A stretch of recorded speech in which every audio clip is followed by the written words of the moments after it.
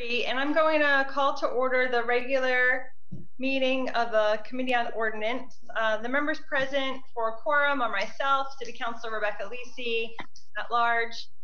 We also have the Vice Chair, Juan Anderson Burgos, representing Ward 6, and then also Councilor Terry Murphy, representing Ward 2. There's one item on our agenda this evening, and that is a special permit for an sorry, let me bring it up over here. For Exotica Farms LLC for an MME at 5 Appleton Street. Motion is needed to take it up off the table. So moved. So moved. And is there a second? Second. Motion has been made and seconded to take up this item up off the table. All in favor? Aye. Aye, so moved. We also need to, as this is a continuation of a public hearing, we need to open the public hearing, if you don't mind. Make a motion, we open a public hearing. Seconded. Motion made and seconded. All in favor? Aye. Aye. The public hearing is open. Okay, so where we left off is we, at the last meeting, we're missing a few documents in order to, make a judgment on the Exotica Farms project. What we had in hand was a letter from the city engineer, and there were 2 outstanding comments related to items number 2 and 4 in the engineer's letter. I'll read them here. Number 2 says it's difficult to evaluate the traffic impact statement submitted with the application since the narrative provides very little descriptive information about proposed manufacturing operation and how the existing building will be laid out and utilized. More information should be provided to describe how the values in the traffic impact statement were developed so that this information can be compared to what is presented on the project plans and described in the project narrative. And then number 4 was requesting that the applicant locate and verify the condition of the existing sanitary sewer service and confirm that it is separate from any roof or storm drains prior to the application of a building permit. What we now have before us are 2 new communications from the Conservation Commissioner and then also from the Planning Department. I'll read the letter from our Conservation Commissioner first. This says, Councillor Lisi, this letter serves to provide background and offer comments on behalf of the Conservation Commission regarding Exotica Farms at 5 Appleton Street. On June 27th, 2018, a water main serving the sprinkler at 5 Appleton Street discharged approximately 1.8 million gallons towards the Connecticut River, causing a riverbank failure on abutting properties belonging to Pioneer Valley Railroad and the city of Holyoke. The erosion from this event destabilized tracks belonging to the railroad and utility poles belonging to HG&E. The conservation ordered the owner at the time, Ben's Holding LLC, to enact temporary measures to provide minimal site stability. In a subsequent enforcement order dated July 10th, 2020, the property owner was ordered to retain an environmental engineer to create and submit a restoration plan by August 3rd. I'm assuming that should be 2018 as far as that date, right? The July, yes, I think it is. You're right. The July 10th date should be 2018. Okay. And then the restoration plan is by August 3rd, 2018. And we're still talking about the former owner, Ben's Holdings. With the requirements of the Massachusetts Wetland Protection Act, Pioneer Valley Railroad, and the G&E.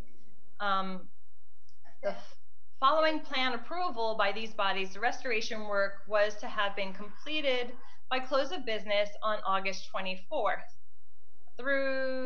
Though restoration plans drafted by GZA were submitted and approved on time, the work itself was never completed.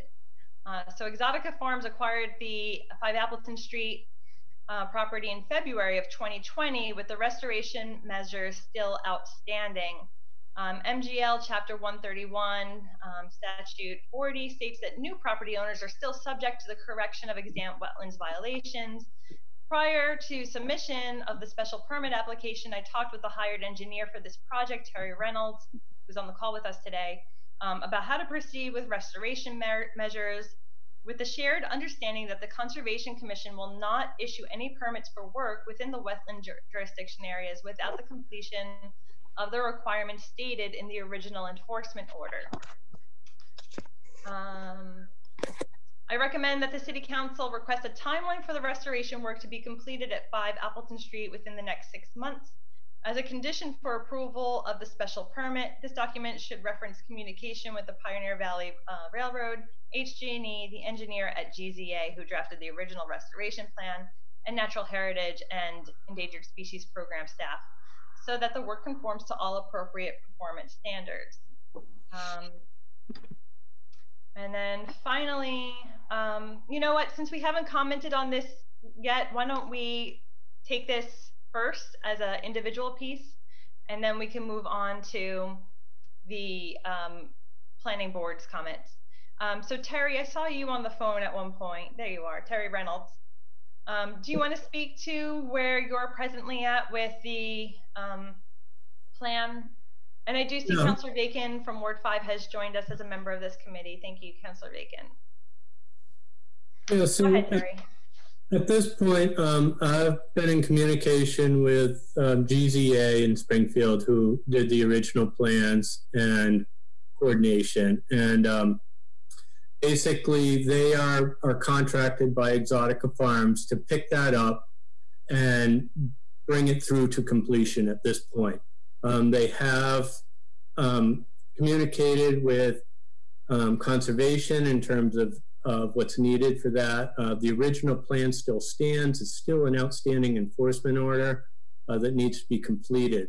So at this point, GZA is contracted to take their plans, put them out to bid to get qualified contractors to come in and do the work as specified and provide the oversight so that it can be signed off on and cleared from the books.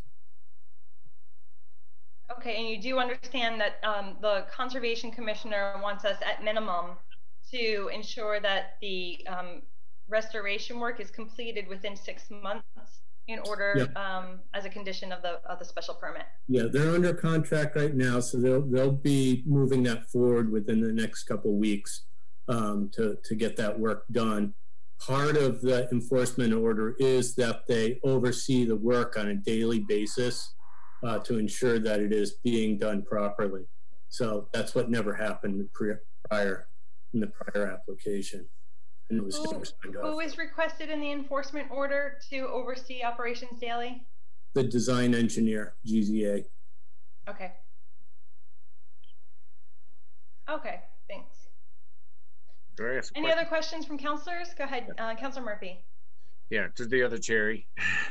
Yep. Terry to another Terry. So, I mean, based on the original letter, it looked like they were giving me about 6 weeks. So if we were to make that 90 days, would that be within the realm of possibility? I mean, 6 months would mean we're going into February, and I wouldn't think that'd be a good time to make this prepared. I would hope. I can't speak to that because we're in the middle of construction season. Yeah. So I mean, it would be important to move it along very quickly because we need to be in the growing season to get that bank stabilized. So it's not a real hard job to do. It's actually fairly simple. It has to be, unfortunately, somebody dumped stone in there and really did a very poor job of it. And so all that has to be pulled out and replaced with appropriate lifts of fill material. But once that's done, I would guess once a contractor gets in there, the whole project's probably maybe a week's worth of work. So would I be correct that if we allowed 6 months and it didn't get done until January, that it would be a more difficult job to do correctly? It would be very hard to get vegetation going, that's for sure. If we get into November, December, that it becomes a problem. We really want to have any vegetation, any seeding put in, by latest beginning of October. Okay, thank you. Decent growing time. Any further questions from committee members? Okay, hearing none, I'm going to go on to the planning board letter. So this will be an abridged version because we really are looking to take care of the outstanding issues at this point in time. So this letter is from planning, and the staff has been able to review the materials received on June 12th, 2020, and there have been some revised plans submitted on July 30th, 2020. And so they've been able to review both of these, the existing 71,433 square foot building portion located at 5 Appleton Street is zoned appropriately. We have the names and addresses of each owner as part of the June 12th submittal. We have the registration licenses and permits that have been issued were made, sorry, these documents. So currently we don't have the a copy of the application that you've made to the Cannabis Control Commission. Is that correct or incorrect? That's an ongoing process. Denise Tice, she can speak to that. Okay, go ahead, Denise. Yes, we're in the process of getting together the application for the CCC. It has not been submitted yet, which is why you don't have a copy of it. Okay. Just want to make sure that that's clear and correct. Notarized statement of the representatives. We have types of business on the property are currently proposed to be MME, the manufacturing use. The security plan has been submitted and approved by Chief Febo. And we have all these different development, traffic impact statements, locust plan, site improvements plan, and just kind of cutting through here. Give me a second. Everything feels a little bit slow here.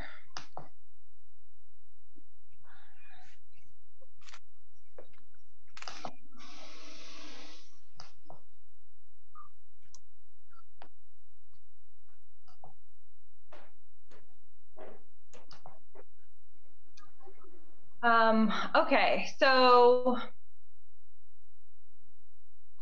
sorry, I keep on losing my place. It's here.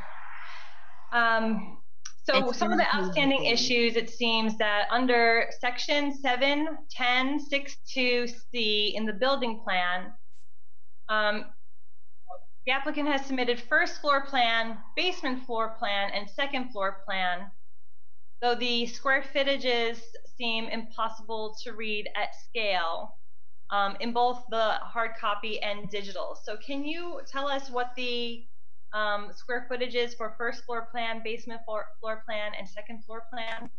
Sure. You guys should have the digital copies of that, but I can share those if you want. I can put them up. If you have screen share, let's Ryan, can we give him the screen share capability? I think I have it. Oh, you do? Yeah. Oh no, I don't. Ryan needs to get it to me. Yeah, I'll do that. I'm not entirely sure. I mean, people are doing a comparison, number of people who died to number of people infected. You can try it now, Terry. All right. So let's see.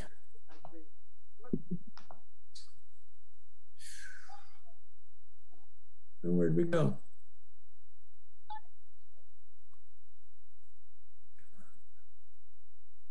Here we go. You gotta get it to come up here.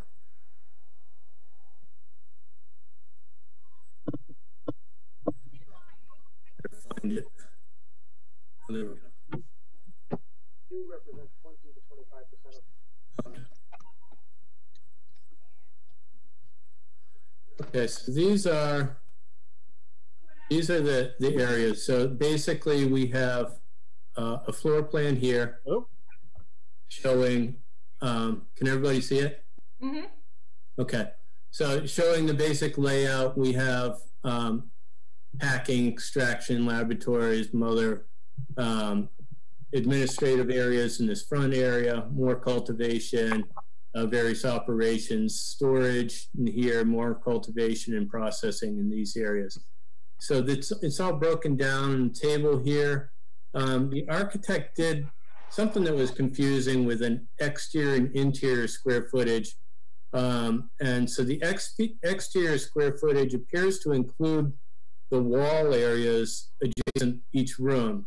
So I'm not sure the purpose of that, but anyways, the interior is what we're really interested in. So the square footages, so the office administration is 9,800 square feet approximately.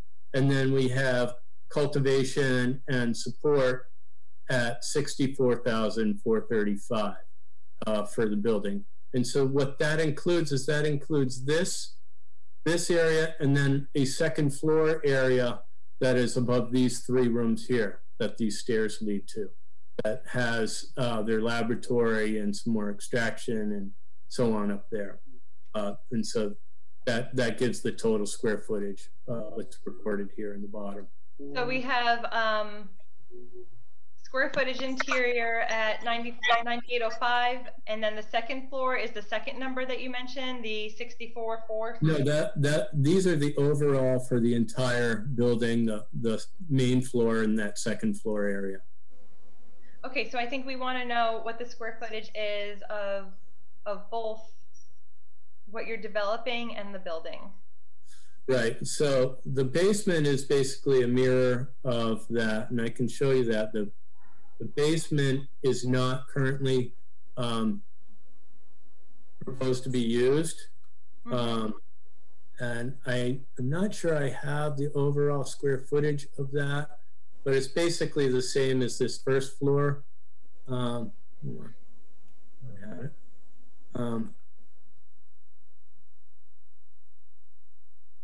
Okay, so this is the basement area that is here. And none of this is being used. This is an old boiler room down in here. It's a sort of sub basement. There are 2 different levels here, courtyards, and then a separate basement area. And currently it's not suitable for the cultivation purposes. It's too damp and it's too prone to mold issues and so on. So there's no intention of using it at this time. So that sort of thing could possibly be. And then this plan that we're looking at is the one that was submitted on June 12th. Okay, so this is still part of the original submission. Yep. Okay. Yeah, this has not changed. Okay. Going to move on to some of the other. So following, so some of the other comments I see here are, so the water main break that we just discussed from the Conservation Commission, it seems that you're going to basically do the restoration work, and I understand that is like the land itself is being restored because of the right-of-way that the railroad has, and the breaking of the tracks and the need for vegetation there to sort of retain the land there. But does it impact the property in terms of the proposed project that you're trying to move forward on here? Issued a letter, I guess a violation letter, because they were concerned that the foundation had been compromised. Who issued the letter? The building department, Damien Cody. And so at that point, the previous owners had hired GZA to evaluate that situation. And GZA responded in terms of evaluating the foundation and any potential impacts. Their Geotech went out and evaluated it and wrote an engineer's opinion of the situation, and their conclusion was that there was no imminent concern of integrity or anything like that. And that was submitted back to the building commissioner. Unfortunately, I don't know, there doesn't seem to be a record of response to that. There was nothing in terms of fines, it appears, that moved forward or anything else of that nature. So I assume they must have been satisfied with the letter. That GZA says there's no imminent concern? Yeah, that there was no damage and concern to the foundation integrity. And that means moving forward. So not just like no imminent concern, but moving forward, you can continue to work on the site and the building with that foundation damage? Well, they cannot work on the building without permits at this point. But there wasn't foundation damage, was what their conclusion was. Okay, thank you for clarifying that. Yeah. Okay, so I think, who's speaking? Karen. I think we want to get through some of these other issues and then maybe talk about everything all together. Do you have something different to add to this particular point? No, go ahead. I'm sorry.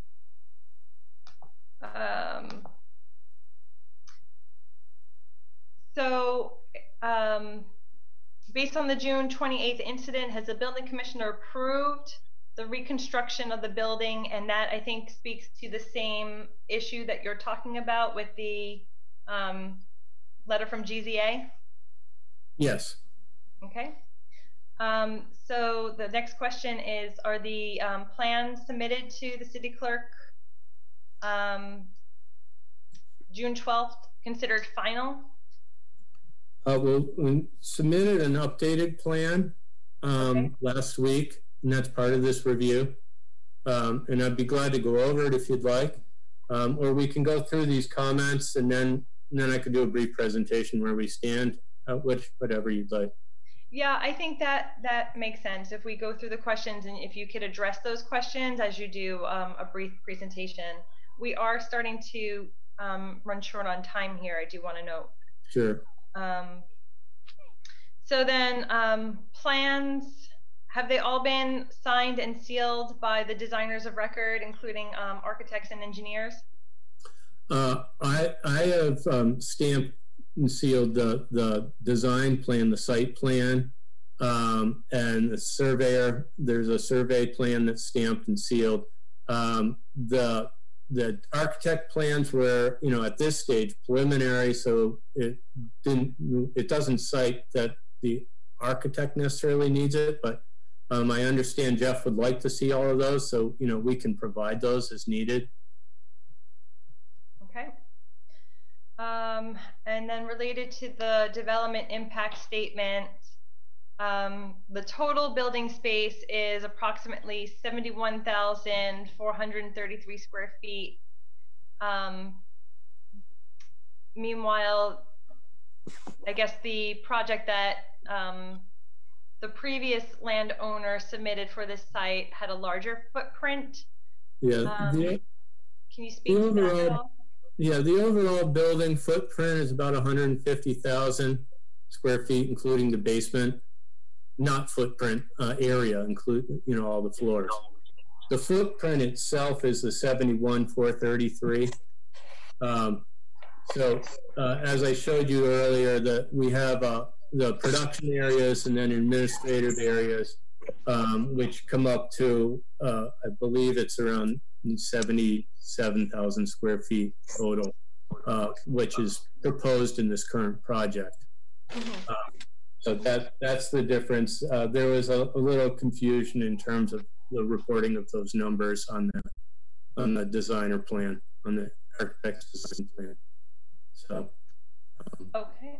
So the footprint of 77. I'm sorry, I didn't get that 77,000 number altogether. The building footprint itself is what's reported, 71,433. The overall square footage that's being proposed for use in here is the 6,805 plus the 64,435. So just under, I guess, just under 74,000. Okay. And then can you explain the window treatments? So, yep, the window treatments basically are intended to maintain the current aesthetic of the building. Essentially, they're going to take and glaze those windows or replace them as needed based on how structurally stable they are.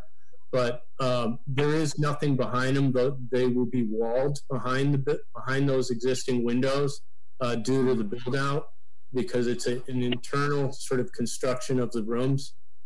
So from a security standpoint, if somebody were to break one of those windows or try to break in, all they would find is a wall behind it. And because they're sort of fake windows, it doesn't matter whether they're opaque or not? Is that the... Well, the intention is that they'll be opaque because there will be a wall behind it, and don't want it to be obvious that it's just simply a wall. And then is that part of the security plan that the police have approved? Yes, it is. That's included in his plan. Yes. The idea, Rebecca, is to actually restore the building to like its natural beauty. And so it's like faux, you know, the windows will be real, but there's a board behind them and a wall. So from the outside, yeah, so from the outside it will look, you know, the building will look restored and beautiful, but they won't be able to get through those windows. Okay, great. And then, so I think this is a good time to transition to your overall presentation, because the next question is about the location of the Sally Port. Sure. And security details for the exterior, meaning the lighting and delivery and things like that. Yeah, I'm gonna put up the site plan, and I can share that. We can go over that. So this is the site plan. So basically, this is the building. Water Street's located along here. Appleton Street coming down here. The main entrance to the building is right here. These are the current steps going in. So that will remain the main entrance to the building. In this area is going to be employee parking with a secure area at the entrance for limited employees and handicapped access. It'll be operated with a gate right here. And then additionally, because this building is not currently accessible, there's going to be a new portal in here that will that security will occupy, but plus it'll also provide for a handicap lift in case of either vendors or employees that need that access. So this is going to be fenced with a 6-foot-high wrought iron fence and a sliding gate system here. The gate's going to be about 20 feet wide, and it'll slide back to the end of this area. So people parking in this area will walk right in here or in through the, if they need to use the handicap accessible, they'll come in through the accessible space there. All others will be employees and possibly a vendor once in a while. There's a walkway right here along the front that they'll come to a security gate, and they'll have to ring in through security to come in on site into the building here. To do this, we're creating some new curbing here that'll allow for a little more green and soften up the front of this space here. With some granite curbing that will be consistent with the city, and then just provide some breakage, break up of the road and parking area. Appleton Street is not a public way. It's owned by Holyoke Water and Gas.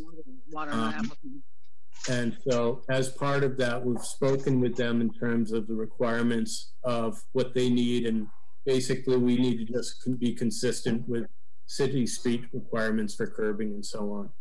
So we have employees and vendors coming in on this side of the site. Deliveries will come in over here on Water Street. So they'll either come in on Appleton right here, or they'll come down Water Street and they come in here. This area is the primary delivery and shipping area.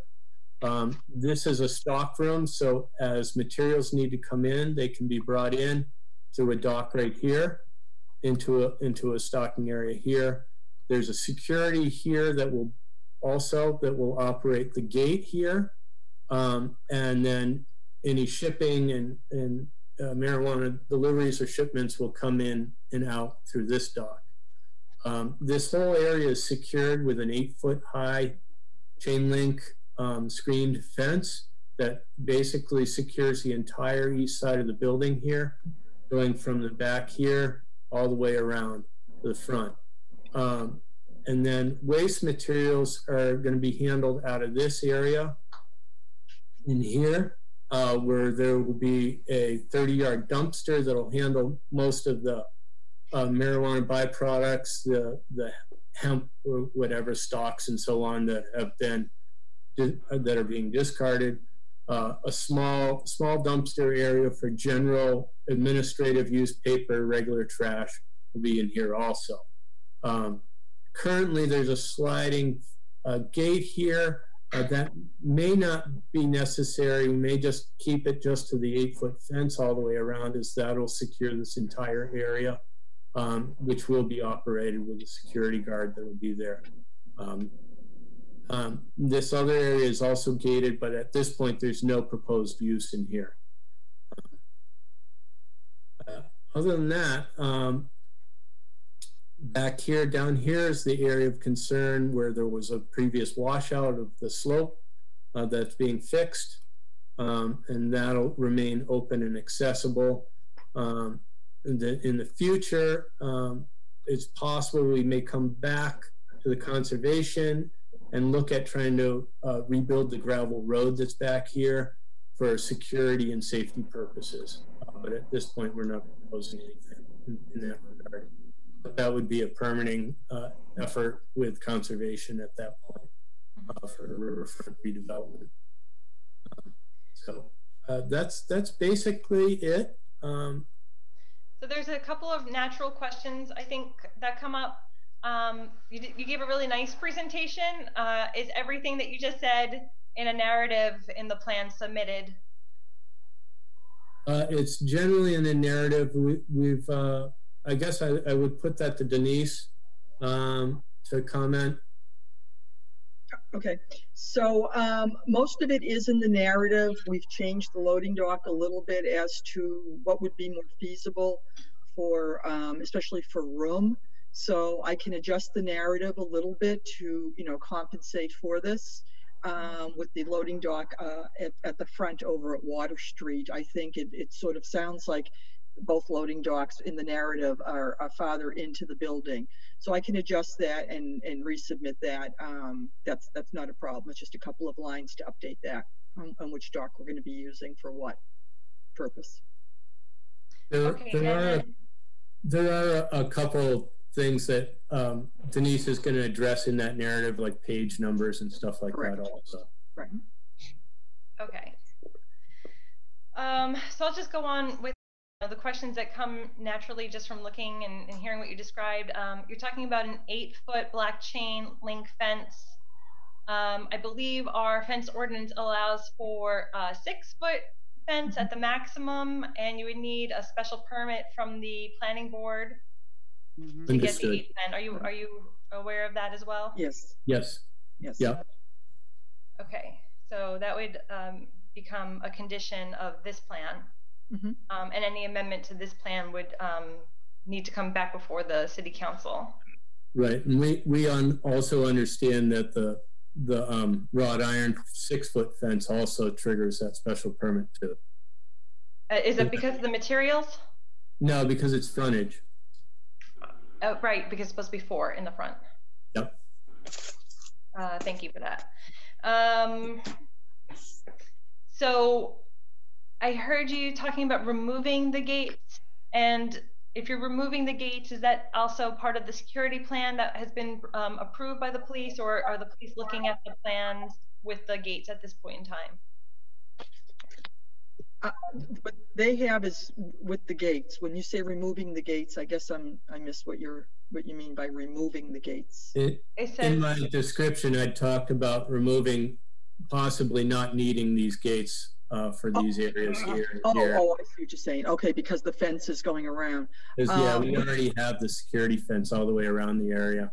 Yeah. Which takes care of that enclosed requirement for deliveries and everything. So I can update it for the police chief that the gates will be removed. We would need to check in with the police Right. chief to make sure that. To see if that's what he wants, right? Mhm. yeah. Okay. Security is one of the highest things on my list with any and all of our projects. So even when I spoke to Matt, excuse me, in the police department, we did discuss that. So we're going to actually be adding extra security and sending that to them. And whatever they, I just wanted to mention that. Thanks. Okay. Yeah, right. And I think if there's going to be any sort of removal that needs to be approved. Yeah. Any changes to these plans, we will anticipate coming back and submitting to the ordinance committee or the council. Right. And so I think you're sort of alluding to the situation that I find myself in here, and I don't know if other committee members feel the same way or not. So I'll just speak for myself, but it seems that there are a number of amendments that need to happen, and the amendments need to be approved by other bodies. And so we could sort of pass things tonight and make all these changes conditions, but they also trigger a resubmittal because they would be amendments to the plan submitted, and that triggers a new public hearing process. And yeah, so any sort of amendments to the plans that have been submitted that we're going over tonight, they trigger a new public hearing process and amendment to the special permit. So it seems like there are quite a few things that are outstanding and that need to be amended and approved by different bodies related to this project. So I don't think I'm ready to say I can approve this tonight. And again, there's other committee members here that may feel differently. If we approve it and condition it, it just seems like there's so many amendments that have to be made and approved by other bodies that it's going to come back before us anyhow in the form of a new special permit. Which amendments are you thinking? I mean, in terms of gates or? Right. So if the police chief has to approve. Right now you have an approved security plan that's part of this application that's been submitted. I'm hearing some feedback and I'm not sure if that's somebody. Ryan, can you mute whoever that is?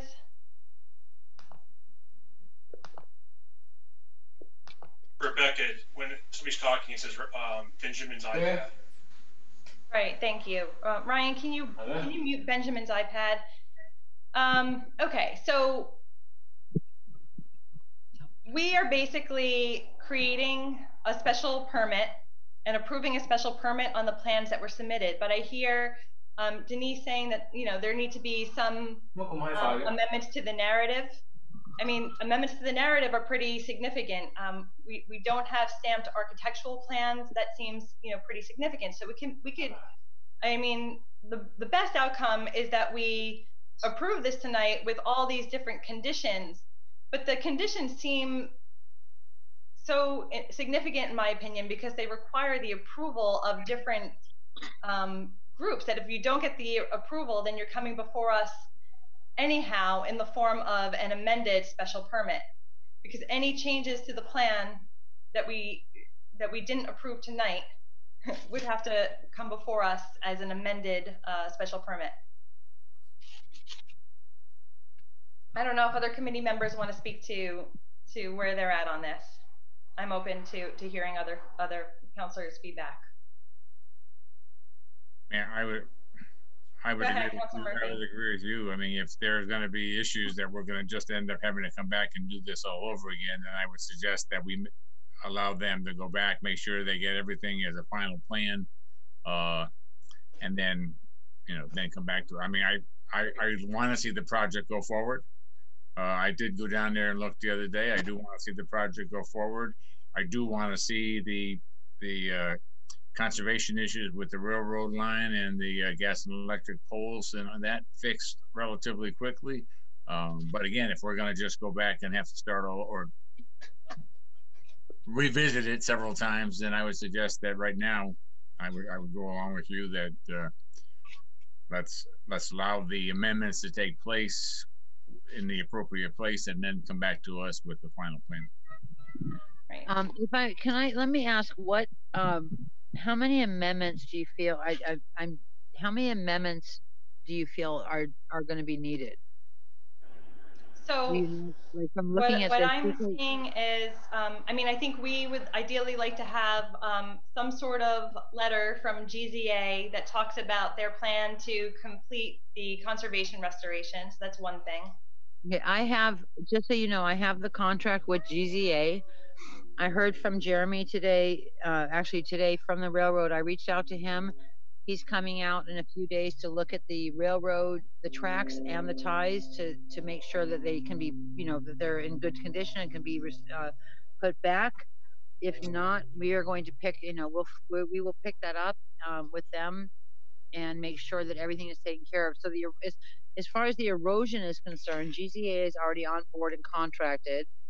No, I don't think that's the issue. I think it's just getting, so you might have that letter, but it's not currently a formal part of your application that has this letter from GZA saying that the conservation restoration will be completed with a specific timeline. The architectural plans are not stamped, so that's number 2.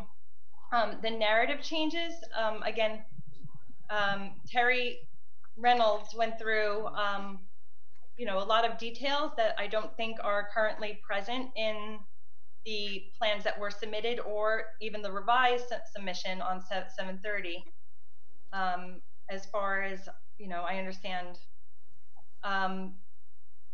one condition would be the planning board approval of the 6-foot and the 8-foot fence, but we could definitely make that a condition as opposed to an amendment at this point in time. But it does look like you're looking to make changes that would impact the security plan in terms of the gates either staying or being removed. That would definitely be amendment number 4. I think we would also like a letter from the G&E and the water department saying that you are you have a clear understanding of the work that's going to be done on their property. And that you have I guess the required easements or approvals from those different departments to do the work that you're planning on doing. I think we, typically we, if there were a leasee and a landowner, we would want the landlord to provide a letter or a written statement that says you can do this work on this property. And in the same way, I think we want to have something from, the water department and the G&E that says you can do this. The way that I'm feeling about that, to be perfectly honest, is because I've been talking to HG&E and water and the railroad and GZA, that, we are really all working together. This is not, if I had known, I would have asked them to have written that and given it to you tonight, actually, because everybody's on board with what needs to be done, and we are working together. So, personally, I don't think that. And I think that's great. I think that's definitely what we want to hear. I think as long as I've been on the council, it's these sorts of, agreements that we want formalized and in a written form. I think, based on the, the 4 other permits that we heard last Tuesday night, it should be really clear. We asked for the same sorts of landlord approval to do this type of work or that type of work on the property. So it's just some sort of format here. you know, we're not saying no to this project, and I think very much like Councilor Murphy stated, I think we want to see this project move forward. But again, so many of the applicants that we heard on last Tuesday had gone through, you know, several iterations of submission, comment with our planning department, so that they had all these things in order by the time they came to us. And I think right now we don't have enough of these things in order. It would require amendments to the actual plans that were submitted, and that would trigger a new public hearing process. So instead of, you know, moving forward and then having to revisit this all over again, I think just continuing and getting a chance to wrap this all up makes the most sense. Yeah, I just want you to know, if I had known, I would have had those letters for you tonight, honestly, because I've been in communication with all of the people you're speaking of right now. So, you know, if I had known, I would have actually asked all of them to have submitted something by yesterday. I did not know that was going to come up tonight as something, you know, that was going to be needed for the special permit. But I don't think that we can anticipate that until, you know, we get this sort of feedback from the planning department. Like we don't know. We are not, you know, full-time technical, you know, planning staff that can review these things. We rely on our planning board and other departments like the conservation department and then our engineer to review the things that are submitted, comment, and then give us direction. And you know, we can't anticipate what we need from you in advance of actually having something submitted and reviewed. So right, it works both ways there. I understand. I don't mean to be argumentative. It's just, as you know, it's just been a really long road for us, and we are anticipating being, you know, $20-30 million in, and in order, you know, to even raise their hands to say yes to that type of money, the only thing that's holding me up at this point to get this project started, get jobs going, get the revenue into the city, is this special permit. And so I apologize if it, you know, for the way I'm speaking, but it's just been such a difficult road since the beginning, as you probably all know. However, we'll go from where, you know, wherever we need to go, we'll go. Whatever it takes, whatever it takes, we will do. Deference to committee member Councillor Bacon, and then I see you, Councillor Sullivan, looking to speak. Thank you. I would just like to note, I hope that we've been able to be clear tonight with the applicant what the remainder of what is needed for us to act on the special permit is, so that at the next meeting it would be able to be finalized. Do we expect that we've gone through enough detail so that we won't have another detail list at the next meeting? I could go through my list again and people can add to it, but I'll go through it again. I would just like, you know, I think in fairness to the applicant and in the interest of the business development in the city, I know for myself, I couldn't read through all the stuff because I didn't get it till the afternoon and I was at work. So, you know, from plain, but I just want to try for the benefit of the applicant to make sure once they come back with the next set of answers, hopefully that is the last set. Thank you. Councillor Sullivan? Yes, and one thing I'd like to suggest to the committee also is in whatever you're looking for from Pioneer Valley Railroad, let's all be perfectly clear on where we stand with Pioneer Valley Railroad. They're headquartered in Westfield. All right, they're not a Holyoke company, they're a Holyoke legacy. All right, they're owned by Pinsley Railroad. Pinsley Railroad's headquartered in Florida. All right, this is the last remaining 17 miles that they have up here. All Pinsley is looking for is a chance for one more shot at getting some cash out of a useless piece of property that they have failed to maintain properly. If that, I would say, maybe 80 to 100 foot section of track was restored to pristine condition, no train could approach it from either direction for probably over half a mile. There's trees growing up through the track. The ties can no longer support it. The banking all along the rest of it cannot support it. This is just a straight up money grab, and all we're doing is adding fuel to allow them to hold someone else hostage. The previous owner before Ben's holding had already torn up a piece of track, settled with them, paid money to them, and they never replaced it because they know they're never going to use that section of track again.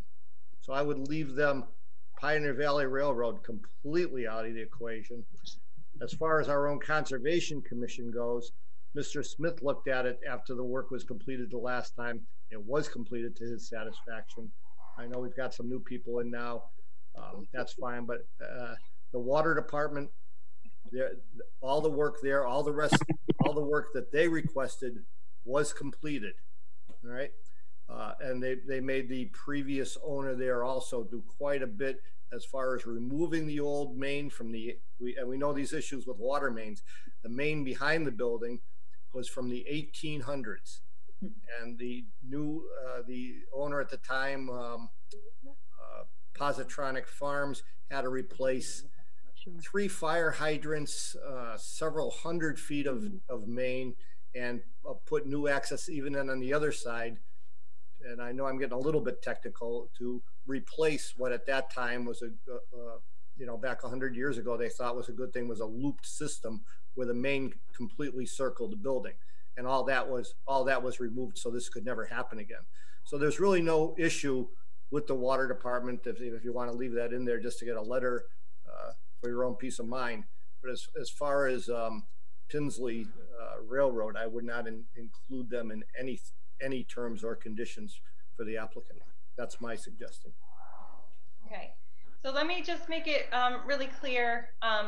Terry or Denise, I'm not sure who this would fall on, but it seems that there's quite a number of outstanding questions from the planning department letter that Exotica needs to respond to. Did you receive a copy of the letter that they circulated this afternoon? Yes. Okay, so in their defense, I understand that they you know, just received the plans yesterday, and so to turn it around in the time that they did, it seems you know, we like to get things with more advance notice to look them over, as Councillor Bacon's noting, but I think that they received some updated plans just yesterday. So actually, review and respond to the outstanding issues there. What I have kept track of here, so in addition to the 2 points that I mentioned in the beginning related to the engineer's letter, items number 2 and 4 on the engineer's letter need to be addressed. Some of that overlaps with what the planning department noted in terms of more of a narrative, that the narrative needs to match the plans and the project that was submitted.